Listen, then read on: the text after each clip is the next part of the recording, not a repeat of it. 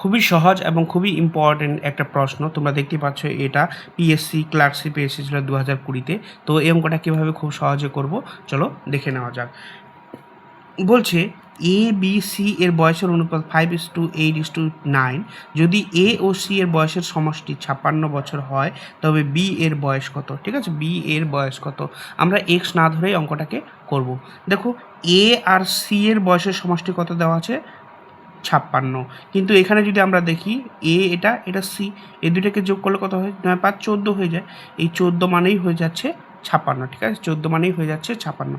তাহলে 14 দুগুণে 28, 3 14 42, 4 14 56। তাহলে একের মান কত হয়ে যাচ্ছে? 4, 4 14 56। এবার এই একের মান যদি 4 হয় তাহলে বলছে বি এর বয়স কত? এখানে বি কোনটা? বি হচ্ছে এটা। ঠিক আছে, বি হচ্ছে মাঝখানটা। তাহলে 4 8 কত হয়ে যায়? 4 8 হয়ে যায় 32। ঠিক আছে, 4 8 32। এখানে 32 হবে সঠিক উত্তর। এখানে বি নম্বর আছে 32।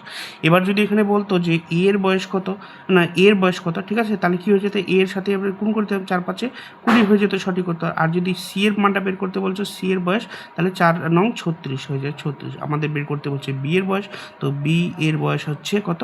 32 বছর। এখানে 32 বছর এটাও। তোমাদের ভিডিওটা কেমন লাগলো? যদি ভালো লেগে থাকে তাহলে একটা লাইক আর ভিডিওটা শেয়ার করে দিবে। আর পেজটা যদি ফলো না করে থাকো সবাই পেজটাকে ফলো করে দিবে।